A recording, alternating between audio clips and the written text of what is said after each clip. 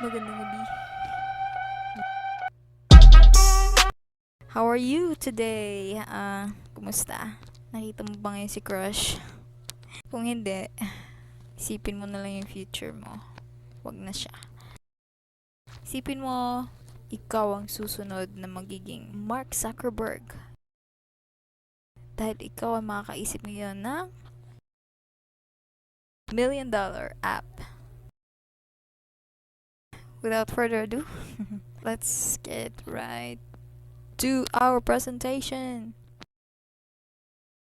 Part 3 na tayo, guys. Tapos na ang part 1. Tapos na rin ang part 2. So, meron na tayong part 3. Dahil medyo mahaba ang ating talakayan tungkol sa JavaScript, hindi natin alam kung hanggang ilang parts ba to. Sa part 3 na to, ang ating ang ating tatalakayin ay tungkol pa rin sa operators. Dahil natapos na natin kahapon ang tungkol sa arithmetic operators, ngayon naman, tatalakayin natin kung ano nga ba ang assignment operators. Wow!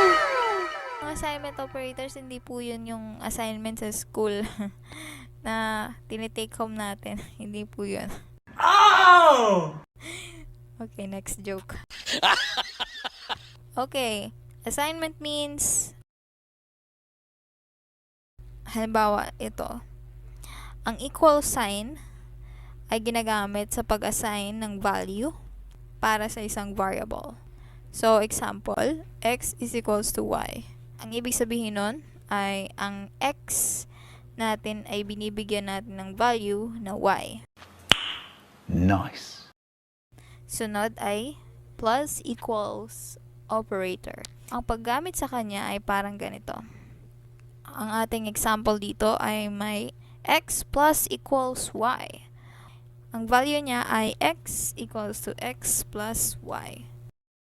Kung anumang variable or kung anumang number or kung anumang value ang nasa kaliwa ni plus sign, siya ang idadagdag sa kanang value ni equal sign. Kaya naging ganito. At syempre, ang value na yun ay ipapasok sa loob nitong variable. Kaya siya naging ganito. Gets ba? Okay. Pare-pareho lang sila ng pattern. Magkakaiba-iba lang yung operator or yung arithmetic operator na ginamit. Meron tayong equal sign, merong plus and equal, minus and equal, multiply and equal, divide and equal, modulus and equal, and exponentiator and equal. Okay, so